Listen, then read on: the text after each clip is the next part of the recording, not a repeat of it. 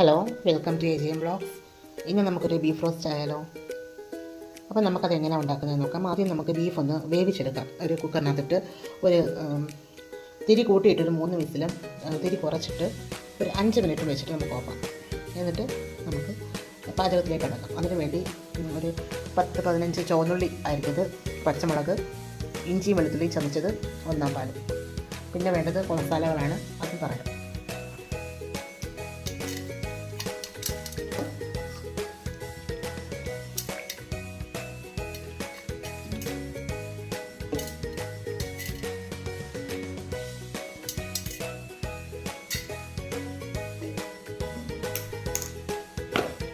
മഞ്ഞൾപ്പൊടി ഇട്ട് ഇത് വേവിച്ചെടുക്കാം. മഞ്ഞൾപ്പൊടി ഉപ്പ് മാത്രം മതിയാവും. അത് മാത്രം ഇട്ട് നമുക്ക് നന്നായിട്ട് തിരുവി കൊടുത്തതിന് ശേഷം നമുക്ക് വേവിച്ചെടുക്കാം.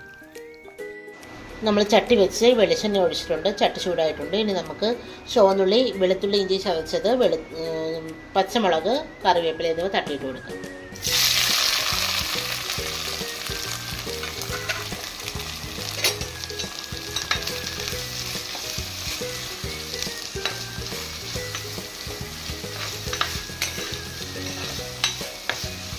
ആവശ്യത്തിനുള്ള ഉപ്പിട്ട് കൊടുക്കാം. സ്വല്പം ഉപ്പിട്ടാണ് നേരത്തെ വേവിച്ചത്, അതുകൊണ്ട് വളരെ കുറച്ച് ഉപ്പ് മതിയാവും. ഇത് വരണ്ട് വരുന്നത് വരെ നമുക്ക് വെയിറ്റ് ചെയ്യാം. ഈ മഞ്ഞൾപ്പൊടി ഇട്ട് കൊടുക്കാം. ഒരു 1/2 ടീസ്പൂൺ മഞ്ഞൾപ്പൊടി, മുളക് പൊടി ഒരു 1 ടേബിൾ സ്പൂൺ,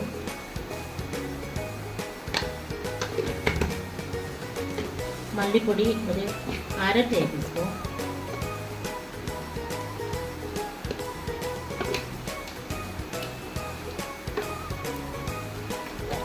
ഉലുവാപ്പൊടി ഒരു 1/4 സ്പൂൺ. നമുക്ക് ഇനി മീറ്റ് മസാല ഇട്ട് കൊടുക്കാം.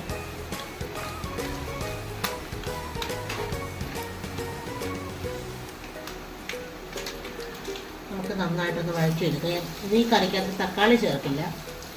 ബീഫിന് സ്വാഭാവികമായിട്ടും ഒരു പുളിരസമുണ്ട്. അപ്പോൾ പിന്നെ നമുക്ക് പ്രത്യേകിച്ച് പുളിയുടെ ഒന്നും ആവശ്യമില്ല. ഞാൻ ഉണ്ടാക്കുന്നതിനകത്ത് തക്കാളിയോ മറ്റുള്ളതൊന്നും ചേർക്കത്തില്ല.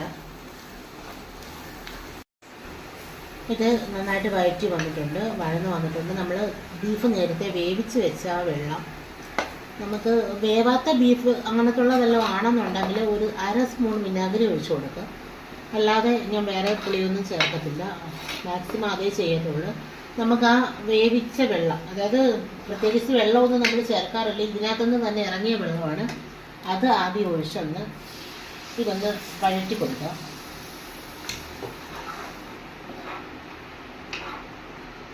പഴന്ന് വന്നപ്പോൾ നമ്മൾ ആ ഇറച്ചിയും ആ ബാക്കിയിരുന്ന ഇറച്ചിയുടെ അതും കൂടെ ചേർത്തിട്ട് കൊടുത്തിട്ടുണ്ട്. ആ സ്റ്റോക്കും കൂടെ ചേർത്ത് നമ്മൾ ഇനി ഇതൊന്ന് കുറച്ച് നേരം ഇടുന്നൊന്ന് വേവണം. വെന്ത് ഒരു പകുതി ആവുന്ന സമയത്ത് നമുക്ക് 1 പാൽ ഒഴിച്ചു കൊടുക്കാം. നമുക്ക് മൂടി ഇത് മാറ്റി വെക്കാം. നന്നായിട്ട് തിളച്ച് കുറച്ചൊന്ന് വറ്റിയിട്ടുണ്ട്. നമുക്ക് ഈ സമയത്ത് നമ്മുടെ 1 പാൽ ഒഴിച്ചു കൊടുക്കാം.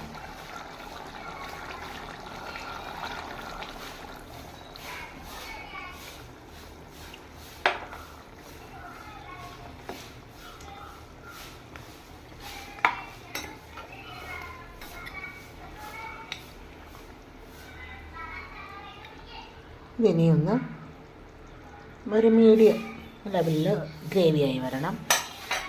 നമുക്കിത് വറ്റിച്ചും എടുക്കാം, നല്ല റോസ്റ്റാക്കി എടുക്കാം, ഡ്രൈ റോസ്റ്റും ആക്കി എടുക്കാം. പക്ഷെ ഒരു മീഡിയത്തിൽ കഴിക്കുന്നതാണ് ഏറ്റവും രുചികരമായിട്ടുള്ളത്.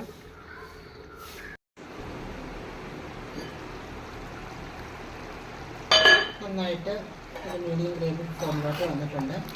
ഇനി നമുക്ക് അതിനകത്തോട്ട് കറിവേപ്പില ഇട്ട് ഇറക്കാം.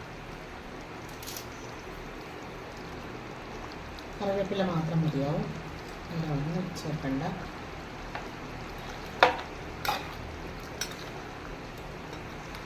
ഓക്കെ, ബീഫ് കറി സ്വല്പം കൂടെ മാറിയ ബീഫ് റോസ്റ്റ് റെഡി. തേങ്ങാപ്പാൽ ഒഴിച്ച ബീഫ് റോസ്റ്റ്.